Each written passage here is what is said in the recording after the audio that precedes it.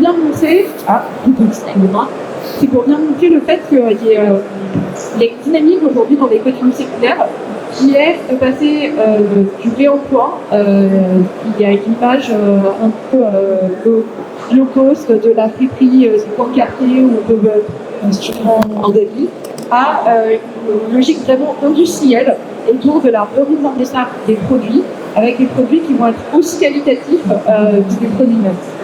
C'est Renault Trucks qui est un des pionniers sur l'économie circulaire. Ils disent souvent, et j'aime beaucoup, c'est as good as new, even better.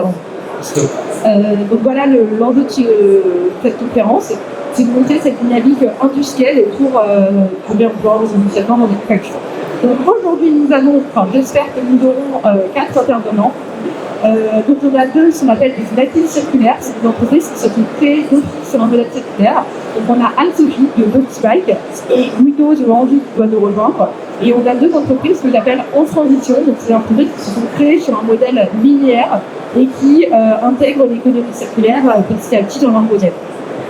Avec Laure de Luxence et Stéphane de Jetly, mais ils vont vous présenter un peu plus en détail leur activité. Donc pour commencer, je vais vous demander à tous les 3 quelle est votre offre de produits ou composants qui soient reconditionnés ou remanufacturés. Et donc j'ai proposé une intervention par ordre de création de l'entreprise, des dates de création d'entreprise. Donc c'est toi qui commence, Stéphane, puisque Jetly a été créé, si je ne me trompe pas, en 1977. Alors oui, merci Laureline. Effectivement, Jetly, une société française, donc créée en 1977. On va fêter nos 50 ans dans 2 ans maintenant. Et donc notre métier, nous, c'est de mouvementer de l'eau. Donc on prend l'eau d'un côté et on la transporte à un autre endroit, soit pour de l'arrosage, l'adduction d'eau, soit pour du relevage quand il y a des inondations par exemple. Donc aujourd'hui, notre offre sur le réemploi, c'est de passer au travers de notre atelier de réparation, puisque depuis la création de l'entreprise en 1977, nous avons un atelier de réparation. Nous réparons déjà toutes les pompes que nous commercialisons. Et c'est donc aujourd'hui d'aller un petit peu plus loin avec nos partenaires et de proposer à la vente des produits qui ont été réemployés, qui ont été réparés, qui ont été vérifiés, qui ont été testés, et d'intégrer cette offre de réemploi dans notre offre de produits neufs. Voilà. Merci beaucoup. Et donc on va passer à Nexence. Donc c'est par ordre de création a été créé en 1986. Donc à nouveau, est-ce que Laure, tu peux nous présenter votre offre préexistante et maintenant les 2 offres, pas une seule mais 2 offres que nous proposons en économie circulaire. Avec plaisir, dans le Nexence, que le producteur de bière électrique, pour comprendre pourquoi aujourd'hui on en vient au emploi, il est important de comprendre l'écosystème qu'on a créé en termes d'offres et de services. Depuis 5 ans, Nexence a mis les enjeux environnementaux au cœur de sa stratégie. On a 2 points, bien sûr réduire sa trajectoire carbone et lutter contre le réchauffement climatique, mais surtout pour prévenir les pénuries des métaux tels que le cuivre et l'aluminium, qui sont des éléments clés de nos produits. Pourquoi des pénuries? Parce qu'on va avoir conscience qu'il y a 2 tendances qui se posent et qui vont générer ces pénuries. C'est le fait que les ouvertures des mines dans le monde sont réduites et elles sont combinées à la complexité d'extraction des minéraux dans les sols. Et associé à ça, et de l'autre côté, on fait face à une hausse de la demande de câbles électriques qui va de 50 à 75% dans les 3 prochaines années. Donc ça met ce contexte, l'ambition de la gestion des déchets et du recyclage des câbles au centre de notre économie et du business de l'entreprise. Donc pour ça, on a créé un service et 2 produits. Le premier service qui va nous permettre de générer cette boucle, c'est le service de recyclage. C'est le service Cable, c'est un service qui va permettre de recycler, de broyer tout type de câbles, que ce soit des câbles aluminium, des câbles cuivre. On va pouvoir leur donner ce que nous dit et les recycler à l'infini. L'objectif de ce service de recyclage, une fois qu'on va avoir récupéré cette matière, c'est avant tout de travailler la conservation locale en France. Je ne sais pas si c'est revu, si vous avez conscience, mais sachez que la volumétrie totale des déchets de cuivre par an en France qui est exportée annuellement, elle représente aujourd'hui 110% du besoin national français pour fabriquer des câbles, pour l'industrie du câble électrique. Donc aujourd'hui, tous nos déchets sont exportés à l'étranger. Donc en voulant mettre en place cette boucle de recyclage, c'est préserver nos ressources pour pouvoir produire les câbles de demain. Et ça m'amène concrètement à l'offre produit. Notre première offre produit, c'est l'offre qu'on intitule offre bas carbone, qui dit matières premières recyclées, dit offre bas carbone. Pourquoi? Parce qu'en intégrant ces matériaux recyclés à hauteur de 10%, soit pour le cuivre, soit pour l'aluminium, on va pouvoir réduire drastiquement l'impact CO2 de nos câbles. Et donc on a créé cette famille de câbles bas carbone qui sont aujourd'hui vraiment un levier clé pour nos clients.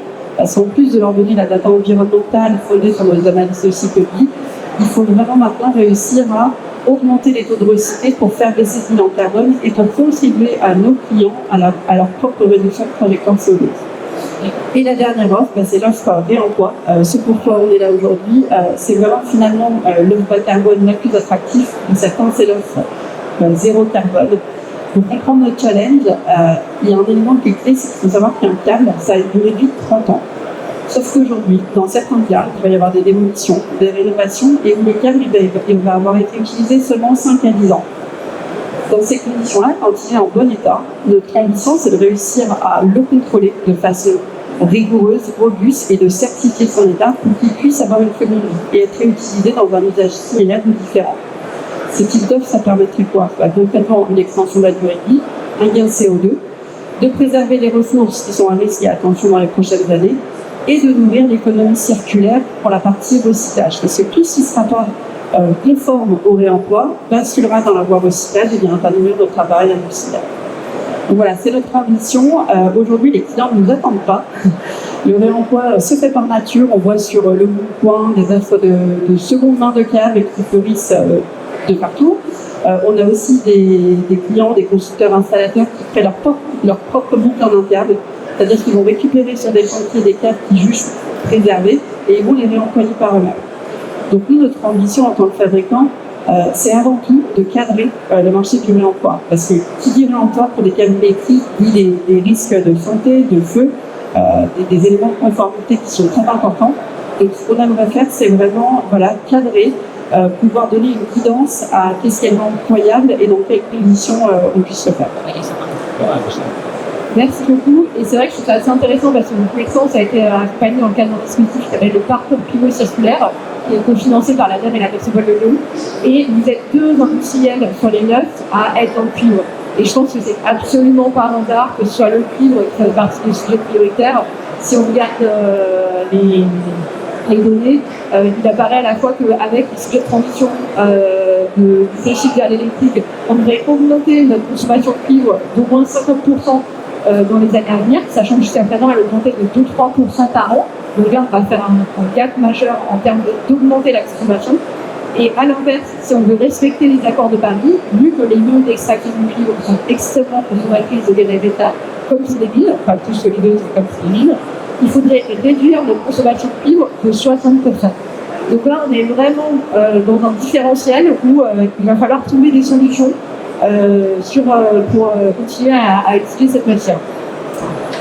Donc merci beaucoup. Donc maintenant je passe à une prochaine intervenante qui est arrivée. Merci Guido.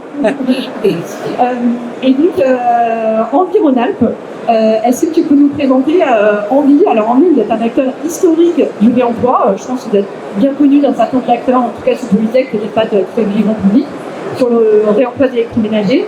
Mais vous avez vraiment fait un virage il y a quelques années pour passer à une échelle industrielle. Et là, vous étiez identifié peut-être comme des artisans.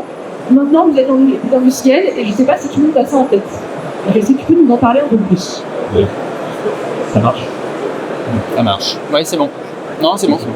On t'entend. Très bien. Excusez-moi de ce pour l'autre je suis bien pour faire un mal avec la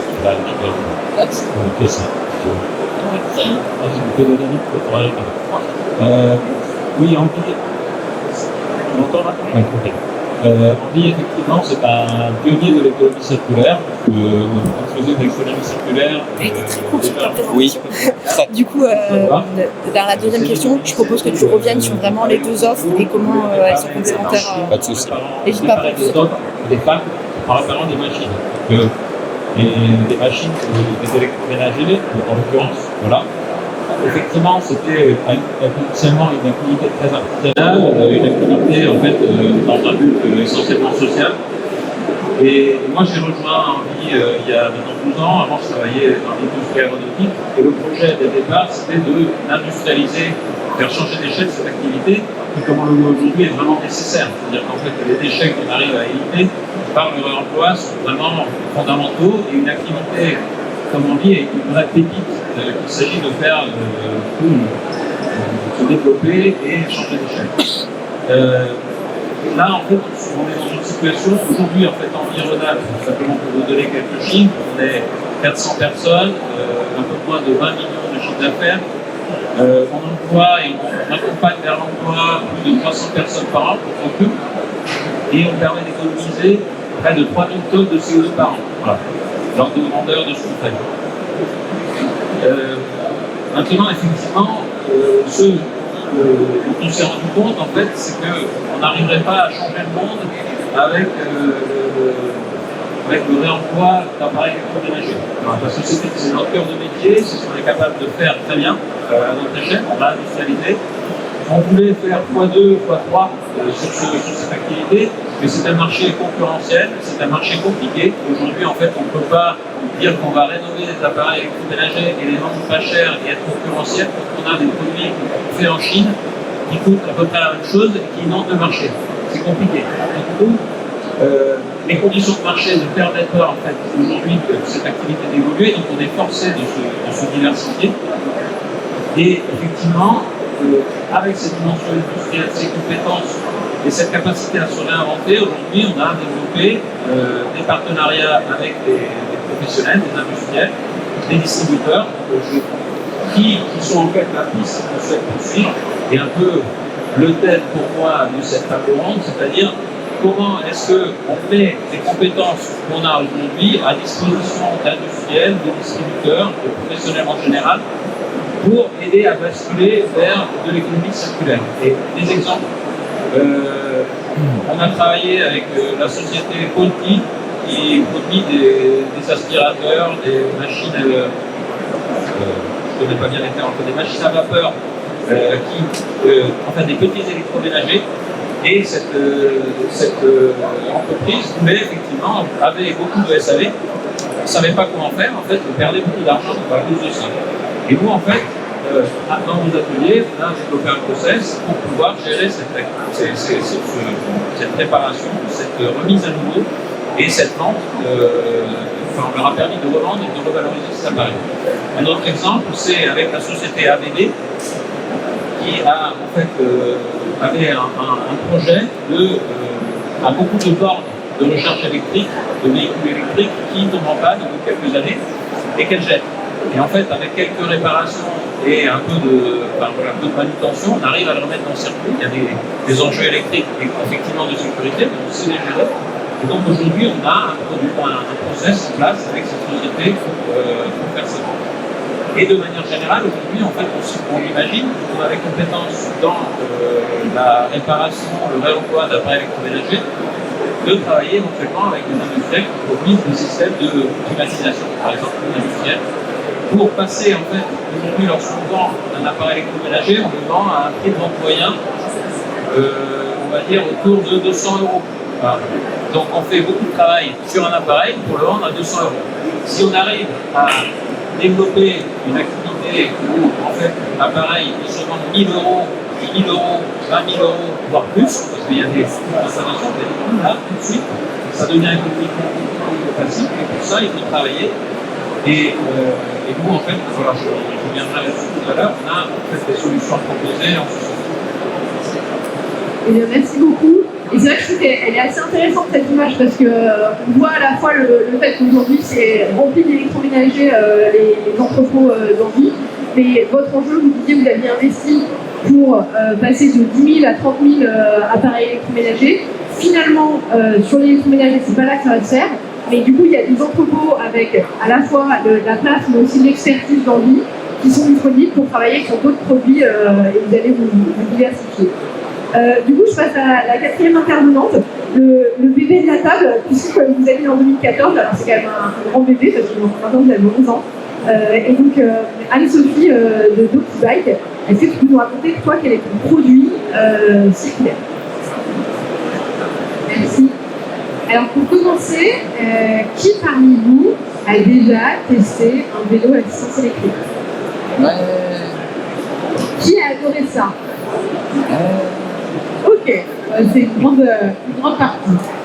Alors le métier de petit bike, c'est d'augmenter la durée de vie des vélos à assistance électrique en prenant soin des batteries. J'ai créé cette société il y a 11 ans sur la base d'un constat simple, c'était que la mobilité électrique était en train de se développer. Les vélos à assistance électrique ont commencé à être vendus beaucoup par la grande distribution, par les magasins de sport, etc.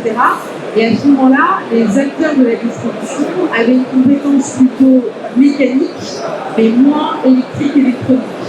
Or, la batterie, c'est 50% du coût de revient d'un vélo à assistance électrique en prix, et c'est 70% du coût carbone en fin de vie. Donc on a à la fois un enjeu de prix et de coût d'utilisation de notre mobilité et de taux de réemploi et de réparabilité en fin de vie. On s'est donc concentré sur ces batteries en se disant comment on peut développer un savoir-faire qui permette de doubler, tripler la durée de vie d'une batterie de vélo à assistance électrique, moyen de transport qui devient maintenant au cœur de ville un moyen de transport très répandu. Donc le métier de petit bike, c'est d'abord de diagnostiquer les batteries efficacement, multimarques, parce que le sujet de la mobilité électrique, c'est qu'il y a très peu de standards encore. Une fois qu'on a posé le diagnostic, on répare cette batterie. Il y a plusieurs éléments dans ce produit. On est capable de réparer la carte électronique, de remplacer les cellules, etc. Et puis ensuite, on impose une garantie. Le gros sujet et ce qui a été très important pour nous, c'est de proposer une garantie de 2 ans, c'est-à-dire le même niveau de garantie qu'un produit neuf, avec un prix qui soit 60% du prix du neuf. C'est-à-dire que vous avez 40% de remise sur votre produit, le même niveau de garantie, avec un produit qui a été réparé localement. Tout l'enjeu, c'est de former les techniciens et les opérateurs à ces métiers. Je pense que c'est peut-être un sujet qu'on a communément. C'est qu'aujourd'hui, en France notamment, on a beaucoup d'écoles d'ingénieurs, de BTS électrotech, etc., qui sont centrées sur la production de produits neufs et l'organisation de la production.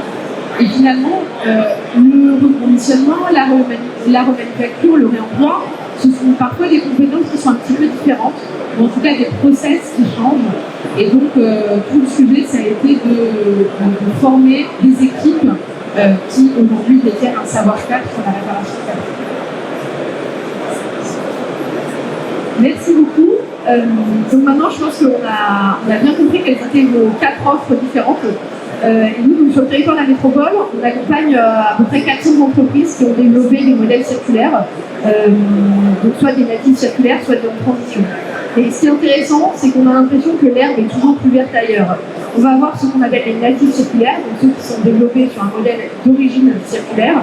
Ils vont dire « Ah oui, mais nous, on est tout petits, on s'en s'appelle, on n'a pas les réseaux, on n'a pas la solidité financière.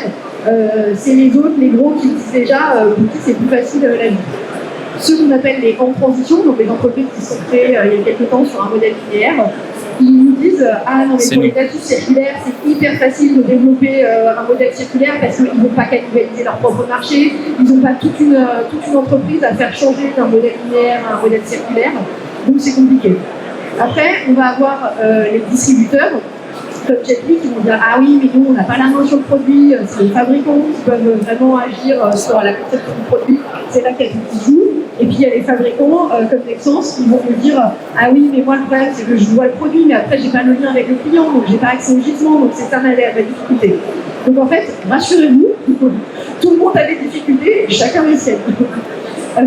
Mais donc voilà, l'enjeu c'est pas de dire c'est trop compliqué pour moi, j'y vais pas, j'attends que les autres y aillent. L'enjeu au contraire c'est de voir, de faire chacun avec les forces et les faiblesses qu'on a, et voir même potentiellement de faire ensemble pour allier les forces des uns avec les faiblesses des autres. Et donc je vais vous poser la question à tous maintenant. Pour vous, c'est quoi votre atout et votre faiblesse, en parlant de votre position dans la chaîne de valeur et dans votre entreprise, pour développer une offre circulaire. Et donc là, on va remercier, c'est quoi qui commence. Alors, quelle est l'attitude d'Optibike pour créer cette offre circulaire. Nous sommes partis du besoin des clients. En fait, l'idée d'Optibike, elle m'est venue en allant dans un magasin de vélo. J'ai vu une dame qui est rentrée avec son vélo électrique, elle avait payé 2500 €. Et le vélociste lui a dit désolé madame, votre batterie ne fonctionne plus, il faut racheter un vélo. Et je me suis dit mais qu'est-ce qui marche dans la tête en fait c'est un produit qui est cher, qu'on utilise tous les jours et une batterie c'est réparable. Donc, la force de Optibike, c'est d'être customer centric, mais vraiment au cœur. C'est pas du bullshit, c'est notre métier, c'est tous les jours de servir nos clients, que ce soit des clients B2B ou des clients B2C. Pour ça, on développe des offres pour leur permettre de maintenir leur flotte, quand on parle de collectivités ou d'entreprises, comme des flottes de mobilité, réparer les vélos de monsieur et madame tout le monde via un site e-commerce d'Optibike.com. Je viens sur cette notion de plateforme, c'est que dans le réemploi, remanufacturage, reconditionnement, le sujet c'est d'une part le savoir-faire, j'en ai parlé tout à l'heure, comment on est capable de former des équipes qui savent réparer efficacement avec un bon niveau de qualité et, tu en parlais tout à l'heure, avec un niveau de rentabilité qui soit suffisant par rapport à un produit neuf qui vient d'Asie. Et en même temps, c'est une fois qu'on a ce produit qui est réparé, quels sont les canaux de vente qui vont nous permettre de toucher nos clients. Il y a 11 ans, j'ai tout de suite pensé d'Optibike comme une société digitale avec un site e-commerce, optibike.com, sur lequel nous vendons des batteries réparées partout en Europe. On réalise 25% de notre chiffre d'affaires dehors de la France, notamment en Allemagne, en Italie, en Espagne. Donc ça, c'est le premier atout, c'est de se dire, on a une capacité de réparation et de reconditionnement, c'est très bien, mais en plus, on est capable de vendre et de toucher des clients avec ces produits à un bon niveau de prix, un bon niveau de garantie. Le deuxième atout, je dirais que c'est l'expérience. Il y a 11 ans, 20 000 vélos électriques étaient vendus en France par an. L'année dernière, il s'est vendu 800 000 vélos électriques en France. Donc clairement, je suis arrivée trop tôt sur le marché. Mais ça nous a permis de réparer plein de batteries, de voir beaucoup de modèles et finalement d'alimenter ce qu'on appelle notre batterie tech, dans laquelle on a un certain nombre d'informations. Côté enjeu challenge, le premier, c'est l'accès au gisement. C'est qu'on est en train d'opérer un changement un petit peu de sourcing. Tous dans le même bateau. Jusqu'à maintenant, on travaillait en direct avec des clients B2C, B2B. Maintenant, on essaye d'aller capter des gisements plus importants pour industrialiser nos méthodes et être capable de se dire, en entrée, on a 10 000 batteries, on va les trier par marque et par modèle, et ensuite on a un process industriel qui nous permet de les réemployer efficacement. Pour ça, on a besoin de mettre en place des partenariats avec les éco-organismes, avec un certain nombre d'acteurs publics. Donc ça, c'est notre premier enjeu. Et le second, c'est l'enjeu réglementaire. Aujourd'hui, on a une nouvelle REP qui agit sur le marché des batteries. REP qui est un règlement européen qui encourage les éco-organismes et les acteurs français et européens vers le réemploi. Et donc, il y a un taux de réemploi qui a été mis en place par la REP qui nous donne un cadre qui oblige les metteurs sur le marché à réemployer 2% d'ici quelques mois et 5% d'ici 2030 des produits, des batteries mises sur le marché en réemploi. 5%, c'est très très faible. Et donc moi, mon enjeu, c'est de rehausser ce pourcentage parce que je pense que l'ambition européenne qu'on s'est donnée sur le sujet du réemploi et du remanufacturage n'est pas au niveau des capacités des industriels qui sont autour de la table. Parce qu'aujourd'hui, moi, quand j'ouvre un flux de batteries en fin de vie, dans un flux de déchetterie, il y a à peu près 50 batteries. Sur ces 50 batteries, je peux en réparer 50%. Une fois que j'ai réparé 50%, je suis capable d'en vendre 40%. Et en face de ça, le règlement européen nous dit réemployer 5%. Je pense qu'il y a vraiment une dichotomie entre la capacité à la fois industrielle et commerciale des entreprises françaises et européennes dans le domaine du reconditionnement et du manufacturage, et le cadre politique qu'on se donne, qui pour moi est pour l'instant, c'est bien d'en avoir un, c'est déjà chouette que ça fasse partie de la REP, et ça peut le dire, mais on peut aller plus loin. Voilà. Merci beaucoup. Et donc, même question pour Stéphane, vous avez développé aussi dans le cadre du parcours Pivo comme Nexence, une deuxième offre par rapport à l'offre que vous avez déjà depuis longtemps. Et ces deux offres, il y en a une qui marche très très bien, une qui est un peu plus émergente. Alors, comme tu le dis, oui, nous, c'est un projet, le réemploi, qu'on a initié l'année dernière. Donc, c'est tout neuf chez Jetly. Encore une fois, c'est une entreprise qui a bientôt 50 ans, mais le réemploi, c'est devenu un sujet chez nous début 2024. Chez Jetly, on a de la chance, puisqu'on travaille avec une matière qui est essentielle à la vie, c'est l'eau. Et notre credo, c'est de préserver, gérer et valoriser l'eau. Donc, on a tout un panel de solutions aujourd'hui pour répondre à ces trois enjeux et à ces trois objectifs qu'on s'est fixés depuis 50 ans. Et pour nous, encore une fois, au travers de notre atelier de réparation, parce qu'il faut savoir qu'une solution de pompage aussi, sa durée de vie est longue. Une pompe peut aujourd'hui tourner entre 20 et 30 ans sans avoir le moindre souci. Donc on a aujourd'hui, nous, un matériau qui est déjà durable. L'enjeu pour nous, c'était pour nos clients B2B, puisque nous ne travaillons qu'avec des professionnels, de nous dire avec eux, mais l'ensemble des pompes qui aujourd'hui tombent en panne, sont réparées chez nous de manière très simple, puisque une pompe, encore une fois, c'est un mécanisme, contrairement aux batteries de vélo, j'imagine, qui est très simple à réparer, c'est un mécanisme assez basique. Donc c'était de dire, toutes ces pompes aujourd'hui qui ne sont pas réparées parce que le client n'en veut plus, il veut partir sur un modèle neuf, plus performant, plus moderne, parce qu'on a aujourd'hui des solutions de pompage qui sont connectées, qui sont pilotables sur des smartphones. C'était de dire, qu'est-ce qu'on peut bien faire de toutes ces solutions de pompage qui partent à la déchetterie aujourd'hui, alors qu'ils sont recyclés évidemment, parce que les matériaux sont le cuivre, la fonte, l'acier, le plastique, etc., etc. Mais c'était de se dire, finalement, chez Jetly, nous avons déjà toutes les compétences pour réparer, tester électriquement et hydrauliquement tous ces produits et de les proposer en seconde vie à nos propres clients. Les deux écueils qu'il a fallu gérer, c'est le gisement, mais je crois qu'on est un peu tous dans le même bateau, c'est de se dire finalement l'offre qu'on va devoir proposer à nos clients en volume, elle est faible. Mais chez Jetly, encore une fois, comme notre mantra, si j'ose dire, c'est préserver, gérer, valoriser, on s'est dit tant pis, ça ne sera certainement pas un apport de chiffre d'affaires énorme, ou en tout cas ça ne deviendra pas une BU à part entière chez nous, mais on s'engage quand même et on y va quand même. Donc aujourd'hui, l'atelier de réparation est en train de se réorganiser pour intégrer cette nouvelle activité. Et c'est aujourd'hui, chez nous, le chemin de trouver tous les produits qui seraient susceptibles de rentrer dans cette filière de réemploi. Donc on a déjà sélectionné les gammes, sélectionné les produits.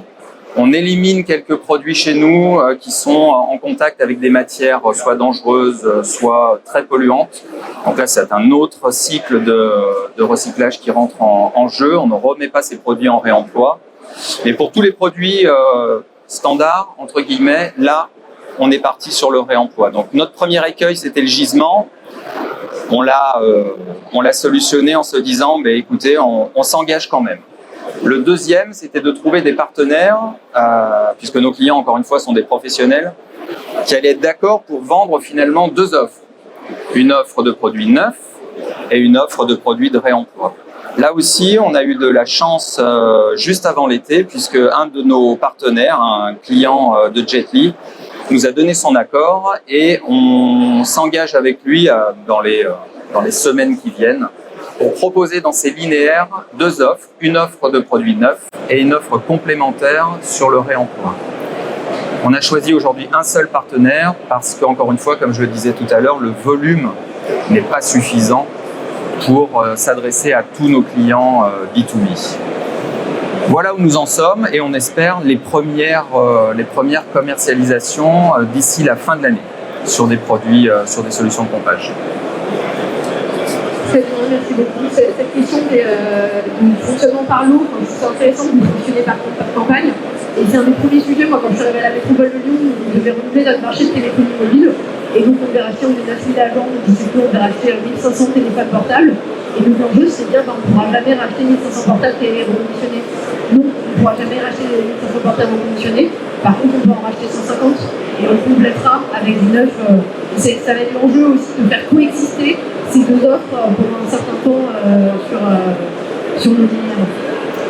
Du coup, Laure, quel est ton point de vue sur le sujet? Alors, concernant Nexens, on a des avantages et aussi pas mal d'inconvénients.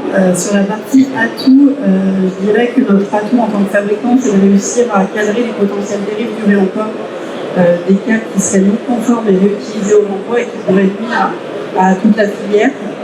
Donc, c'est vraiment notre force. Notre autre atout, c'est qu'en tant que fabricant, on a toute une expertise sur la production des câbles et toutes les contraintes et technicités liées au courant électrique. Et donc, on peut utiliser notre savoir-faire pour mettre en place un contrôle technique fiable, robuste et sécurisant et certifiant. Donc ça, c'est nos forces. Et tout ceci viendrait bien sûr nourrir l'économie circulaire et alimenter notre propre volumétrie de matières premières de demain. De l'autre côté, la partie inconvénient, c'est qu'on est face à un vrai changement. Nous, on était linéaire, c'est-à-dire qu'on doit se transformer, on doit réinventer des compétences métiers et découvrir différemment nos utilisateurs. Aujourd'hui, quand on vend nos câbles, on sait qu'ils sont installés, on sait qu'ils sont recyclés, ils sont nichés ailleurs, mais savoir finalement comment ils sont désinstallés et dans quel état ils sont, c'est quelque chose qu'on ne regardait pas du tout jusque-là. Donc je dirais qu'on a trois inconvénients majeurs: le changement métier, le changement d'attitude et l'accès à la data. Donc on n'a pas encore parlé. Sur la partie changement d'habitude, on a accès aux gisements. Enfin, les gisements, ils existent en plus. Il y a des déchets de cuivre, il n'y a pas de souci, ils partent à l'étranger. En revanche, faire switcher quelqu'un qui va chez le ferrailleur à une boucle plus vertueuse, c'est complexe. Parce qu'aujourd'hui, on est face à un marché qui est gris. Les câbles, ce sont des lots sur les déconstructions qui peuvent bénéficier aux équipiers, aux salariés. Voilà, c'est une ligne un petit peu transparente dans les projets qui existent, mais que nous, on doit réussir à rendre lisible. Donc c'est un changement d'habitude pour les installateurs et les constructeurs qui réutiliseront les câbles communs. Donc ça, c'est le premier point. Le deuxième point, sur la partie compétences métiers, chez Nexens, on produit du câble, mais on n'est pas logisticien. Donc s'il faut acheminer un camion sous 24 heures sur un chantier pour récupérer avec la belle qui va bien les câbles parce qu'on est soumis à du vol, on ne sait pas faire. Donc en fait, on doit comprendre les besoins de cette chaîne de valeur nouvelle et on doit s'équiper de partenaires parce qu'on ne peut pas se transformer du jour au lendemain en développant de nouvelles compétences. Donc notre ambition là sur les prochains mois, ça va être de s'allier à des partenaires. Et je pense notamment, pourquoi pas en vie, sur toute cette partie en fait supply chain logistique pour nous aider en fait à accélérer et à répondre à ce besoin pour en fait créer un nouveau système circulaire. Et le dernier point, c'est quand je disais la data, c'est que quand on retire un câble d'un chantier, il n'y a pas écrit j'ai été produit il y a 10 ans, il y a 5 ans. Donc on a besoin de générer des flux de communication avec les maîtrises d'ouvrage, tout cet univers qui n'est pas notre univers client classique, pour connaître l'histoire de la vie du produit et pour pouvoir créer la future vie du produit. Parce que ça va être une chose de mettre un câble en seconde vie, mais il va falloir prévenir qu'il ne puisse pas non plus avoir une troisième vie derrière. Donc on a ce challenge qui nous attend. On ne l'a pas encore complètement résolu, mais on a des pistes sur tous ces leviers. Et je pense que la clé du succès, ça sera vraiment de travailler avec des partenaires, voire même des concurrents. En fait, c'est travailler autrement pour qu'on puisse donner une vie plus longue à notre produit. Merci beaucoup pour cette super transition.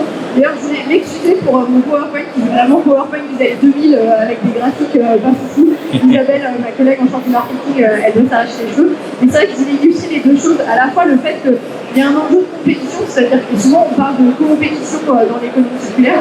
Il y a un enjeu de compétition parce qu'il y a quand même le sujet de qui va être le premier à prendre ces nouveaux marchés. Il y a aussi un enjeu de coopération parce qu'en fait il y a plein de choses sur lesquelles on ne peut pas y aller tout seul. Et du coup justement vous envie, comme ça fait 30 ans que vous cassez les dents sur ce marché-là, vous connaissez bien et finalement vous avez cette logique de dire utilisons les atouts de chacun pour faire des coopérations. Ouais. Avant de répondre, j'ai envie juste de réagir à ce que tu disais tout à l'heure, la question des difficultés, tout le monde a des difficultés, c'est facile pour personne. C'est peut-être un peu perché, mais d'un point de vue philosophique, c'est pas parce que c'est facile qu'on peut le faire, et c'est pas parce que c'est pas facile qu'on peut pas le faire. Au contraire, j'ai l'impression, d'abord, c'est très philosophique, t'as raison. Parler de nous, parce que nous, on est plutôt des masos, dans le sens où on fait effectivement depuis longtemps quelque chose qui n'est pas très rentable. En plus, on accompagne les personnes en difficulté dans des parcours inclusifs en faisant du coup, quelque chose qui est nécessaire pour la société.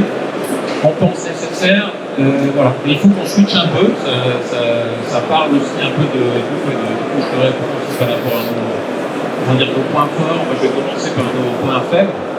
Nos points faibles ou nos points de vigilance, c'est qu'effectivement, on n'est pas riche. On est né dans une initiative associative au départ. Quand je parlais tout à l'heure du projet de l'emploi électroménager, ça résonne pas mal tout ce que vous avez dit sur tous ces sujets, parce qu'effectivement, le public se casse les dents sur ces sujets depuis longtemps. En fait, effectivement, nous, on n'était pas en mesure. On a un statut associatif sur notre activité de réemploi, donc on a du mal à lever des fonds. On veut changer d'échelle et investir sans avec des difficultés à lever des fonds, c'est pas facile. L'autre difficulté, j'ai envie de dire, elle est plus personnelle, c'est qu'on n'est pas. Enfin, moi, je suis ingénieur et du coup, on a plutôt de culture du faiseur et pas très commerciaux. Voilà, donc on est là aujourd'hui, on est un peu en dehors de notre zone. En tout cas, je suis un peu en dehors de ma zone de confort. L'idée, je pense qu'on est plus beau que ce qu'on me semble. Donc, on se présente souvent, par exemple, à des industriels, des gens qui aujourd'hui nous connaissent mieux, des consultants en excellence opérationnelle qui travaillent avec nous depuis longtemps, nous disent mais en fait, vous ne devriez pas vous présenter comme une entreprise d'insertion, parce que les gens se disent mais c'est quoi ce truc voilà, bizarre et ça fait un peu peur. Je pourrais développer, mais c'est pas l'objet aujourd'hui. Présentez-vous comme des industriels. Voilà, on est des industriels et on est capable de faire des choses de manière industrielle. On est capable d'aller chercher des câbles sur des chantiers parce qu'on fait des chantiers de construction. Voilà, ça peut partir de notre offre. On est capable de réparer des pompes, je pense, de manière industrielle, c'est-à-dire en respectant, on est capable de faire des choses plus compliquées. Voilà, donc on a ce type voilà, ça c'est nos faiblesses.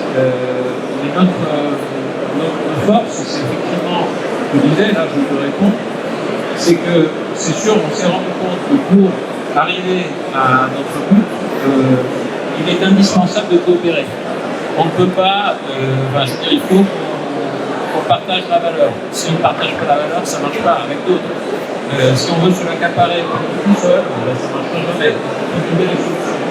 Et donc, nous, on a développé, je pense qu'on avait un peu reconnu, mais cette compétence de coopération, d'intelligence collective, donc on a vraiment cette habitude-là. Un autre point fort, ça vient aussi du travail qu'on a fait sur l'excellence opérationnelle. Pour survivre dans un environnement compliqué avec une rentabilité faible, il faut qu'on soit bon. Et donc on a travaillé ce qu'on appelle pompeusement l'excellence opérationnelle, mais c'est l'amélioration continue. On résout des problèmes sur le terrain tous les jours pour améliorer. On ne peut pas rester figé sur place. On doit toujours se réinventer et s'améliorer. Et puis un point fort aussi, je pense en fait, qui est vraiment particulier, enfin c'est pas le dernier, mais c'est le fait de savoir gérer de manière inclusive la main-d'œuvre. C'est une manière beaucoup plus accessible de dire on fait de l'insertion. C'est-à-dire que nous on emploie des gens qui sont difficiles à employer pour l'effort. Beaucoup sur les métiers, on a des gens qui deviennent techniciens électroménagers. Avant, on n'avait jamais fait ça. Peut-être qu'on n'aurait jamais été pris dans une école parce qu'on ne parle pas français, ou en tout cas pas assez pour être embauché. Donc on a aussi cette compétence-là qui est une nécessité parce qu'on fait face à de nouveaux métiers et on a besoin aussi de manière générale, je pense, dans l'industrie, d'avoir des gens qui sont formés et d'aller recruter des gens. Chez Airbus, on avait à l'époque la difficulté il y avait dans nos usines que, je veux dire, moi je suis italien donc je peux en parler, majoritairement des communautés d'immigrés d'origine italienne de l'époque. Ça s'était arrêté là. Et on avait en fait une grosse difficulté à recruter des gens de Toulouse, de la ville. Et c'est un enjeu pour les industriels et nous on sait le faire. Et donc si je reviens à ce qu'on peut faire en fait dans cette situation-là, ce que ces compétences en fait nous permettent de faire, c'est vraiment de travailler à trouver des solutions avec des grands comptes qui ont cette problématique-là. Parce que en fait, on maîtrise les 3 métiers d'économie circulaire, la collecte, le recyclage, puisqu'on est aussi un acteur du recyclage, donc on maîtrise les filières, et le réemploi, et qu'on a développé aussi du coup cette capacité, c'est ça qu'on veut mettre en valeur dans les années qui viennent, cette intelligence, voilà, cette capacité à mettre ensemble, et du coup on dirait que c'est de la R&D. Voilà. Aujourd'hui on ne la vend pas, on n'a pas de gens qui sont dédiés à ça dans notre entreprise, mais il faudrait, je pense, que d'ici quelques années on monte une équipe pour valoriser ce savoir-faire et pour être capable de répondre à ces besoins pour les entreprises, de développer des solutions d'économie circulaire. Eh bien, merci beaucoup. Donc, vous n'êtes pas des commerciaux, mais vous êtes des faiseurs et des assembleurs de compétences. J'ai bien aimé quand on a préparé cette conférence. Moi, je disais justement que l'économie circulaire, souvent, on peut le faire en coopération. Et Guido m'a repris en disant non, on doit le faire en coopération. Et j'ai bien aimé être reprise là-dessus. Du coup, pour plus long, nous, sur la métropole de Lyon, on accompagne, comme je le disais, des entreprises sur ces modèles circulaires. Donc, on a 2 types d'accompagnement. Si vous vous identifiez plutôt à DoctiBike ou à Envie, qui sont des natifs circulaires, on a un accompagnement qui est les boucles. C'est un parcours pour accompagner l'entreprise. Parce qu'en fait, excusez-moi, je reviens sur l'économie circulaire. Bien sûr qu'il y a besoin de sous, bien sûr qu'il y a besoin de foncier, mais on l'a dit 10 fois dans cette table ronde, il y a besoin de matière grise.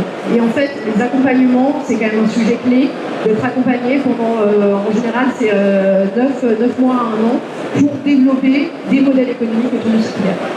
Donc si vous vous identifiez aux natifs circulaires, on a son programme d'accompagnement, les boucles. La promotion actuelle, qui est d'ailleurs comportée avec Suez, il y a Marjorie au premier rang. Donc la promotion actuelle vient d'être recrutée, mais en fait on a des journées qui sont ouvertes à d'autres acteurs. Donc si jamais vous êtes une entreprise en création et que vous voulez de la matière grise sur comment développer votre modèle, comment développer les partenariats, on a notamment une journée ouverte le 4 novembre, n'hésitez pas. Deuxième accompagnement, si vous vous identifiez plutôt à Nexans et Jetly, vous êtes un linéaire en transition, on a un accompagnement qui s'appelle le parcours philo-circulaire, qui est piloté avec France Cluster, l'ADEME et d'autres partenaires. On est là en train de recruter la promotion 2026, donc n'hésitez pas à candidater, donc plus d'infos ici. Et il y a 3 journées ouvertes en fait pour vous donner envie d'y aller. Donc il y a une journée le 17 octobre qui est une matinée de visite chez Renault Trucks qui est hyper avancée qui a plusieurs boucles de circularité à la fois sur les produits et sur les composants. On va tenir un salon. Le 14 novembre, il y a la journée de restitution on va tenir un salon sur la dernière journée. Ici. Et puis le 25 novembre, il y a un webinaire avec Nexans, mais là, je pense que c'est pas la peine d'y aller. Vous pouvez parler à Laure en direct aujourd'hui. Et donc, il nous reste 2 minutes pour des questions avec la salle.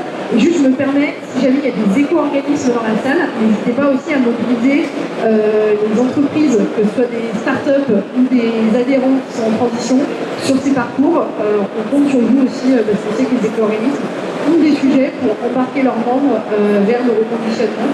Et donc, sur le territoire de la métropole, il y a tout ce qu'il faut pour y aller.